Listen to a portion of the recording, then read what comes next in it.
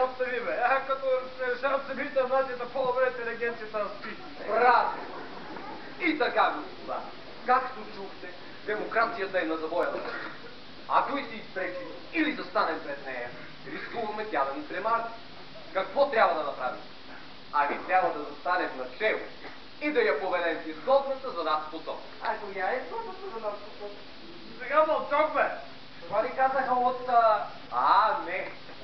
Казаха, че демокрацията не се плаши чак толкова от компливата цел, както каза баба Виоса. Не баба Йоса, Аристотел го е казал на баба Йоса. На Аристотел пак кой го е казал? Кое? Абе, нали от казали, че демокрацията не се плашала толкова от подлилата цел, както каза баба Йоса. От кое? Абе, от партийната система, бе! Точно така. Вие така, баба Йоса. За това, господа, се налага чрез звичайно и скоропостижно да въведем старата ретроградна многопартийна система. Самуиле, дай кора. Така. Теглете, господа, теглете. Демократическа Десница! Това е демократически център. Това се казва късмет. Християн-демократическа партия. Не, ислям демократическа. Демократическа левица! Монархо-демократическа партия. Не ги изумортак. Анархо-демократическа. Сексуал-демократическа. На лудите се им върви, бе! Кой където сте? Важното е във всяка партия да има думичката демократическа. Интелигенцията Цанева? Тя политична, бе. Правда. И така, ние от първото българско царство, аз, Борис, Омуртак и Самуил, ще съставим управляващото мнозинство. Вие другите от второто българско царство, Калоян, Иван Асен II, Шишман и Евтимий, ще съставите блока на опозиция. Ние, нали, ще поуправляваме първите 100, 200, 300 дни, а после даваме властта на вас. Той ще и според историята. Така, господа, сега идва най-важно. Трябва да си сменим ролите. Да сменяме ролите, ли че защо? По морално, стратегически и социално-политически. Както би казал Аристотел на баба Йоса. Мабе, след малко ще видиш какво е казал Аристотел на баба Йоса. Да, дай пример с пръв. Аз, след като моя велик предшественик Борис I предадох властта, така да се каже образно на своя нехранитатко Симеон, за да изкупим всичките си досегашни грехове, реших да надяна черната плащеница на покаянието. Отче Евтимие, ръкоположи ме за поп. Не! Не! Не! Защо, отче? И че какво ще правиш два попа в една църква? Ние два патриарха имаме си два попа ли? Спокойно си, няма да има два попа. И как няма да има, като и той се гласи за поп? Ти повече няма да бъдеш поп. И как няма, като случи поп? Къв поп си ти, бе? Червен поп. Да се не говори. Разкаивам се, свети отче. Кръсти ме. Хайде, по секретарната процедура.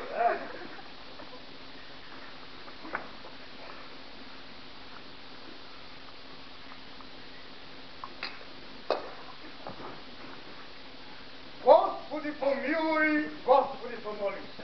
Калояне, дай вода. Вода нема, дам ракия. Може ракия, дай вода. Господи помолим се, и така, Господи помолим се, Христа Твой.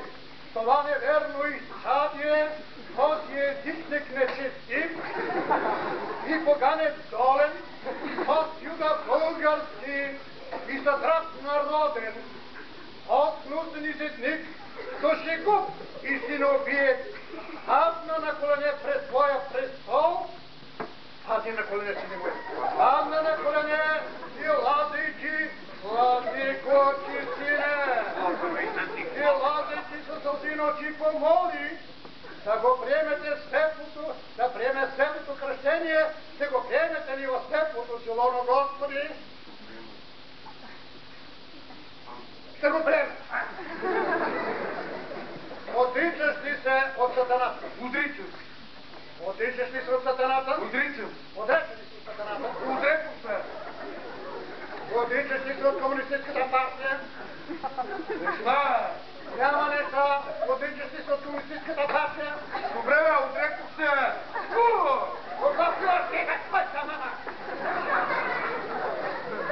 Съединяваш ли се с Христа? Съединявам. Съединяваш ли се с Христа?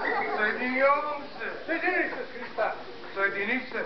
Съединяваш ли се с СДС? Не. Няма неща, съединяваш ли се с СДС?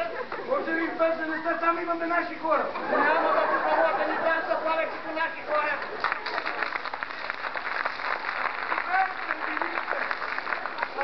Сега готов ли съм? Готов си, Калоя, не дай ракията. Хайде по ракия да ти върви. И Бог да ти е на помощ. Ето ти сега калимятката. Калимятката. Ето ти. Ето ти Патракиева.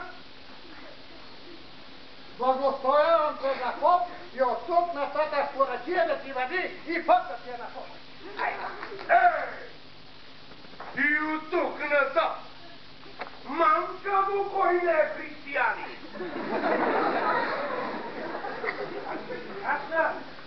Аз не съм християн. Циган. Притека власт е циган. Защо така, нали до сега беше българин? Българин не съкът не.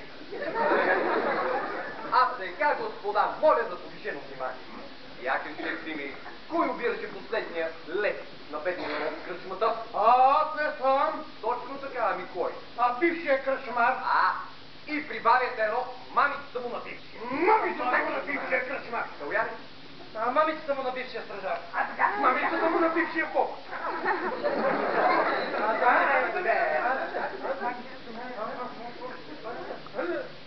Мамицата му на Ивана се първи.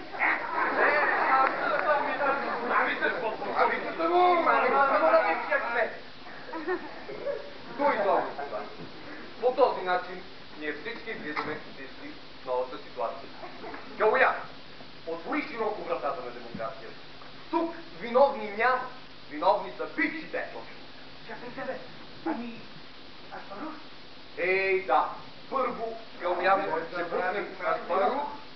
Нека да го освободим. Защото ще вземе да се изкара репресиран. Аспарух, свободен си! Аспарух, излез, ти не си виновен е баща ти по брат! Чувате, бе! Готово, ей! Няма го това! Подлец! Избягал е! Айде!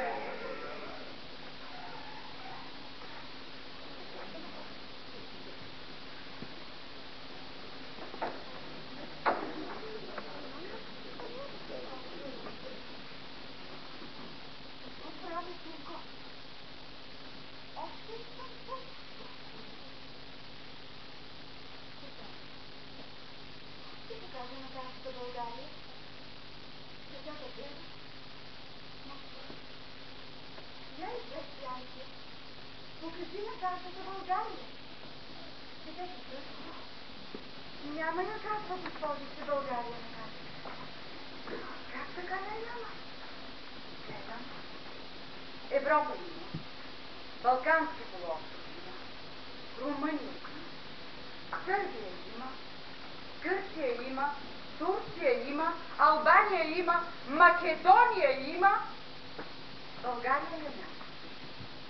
На мястото на България търси един гол кос. И на него знаме. Това. Бяло. Нека да го пътя да познава. Изведнъж, чувам се. Гледам. Неговите бои. Моите бои? Следвайте самоилови бои. Връщам. Вървя. Край нямат. Влизат в един закрит камион. Влизат. Абе, 14 000 войници в един камион, а? Гледам камиона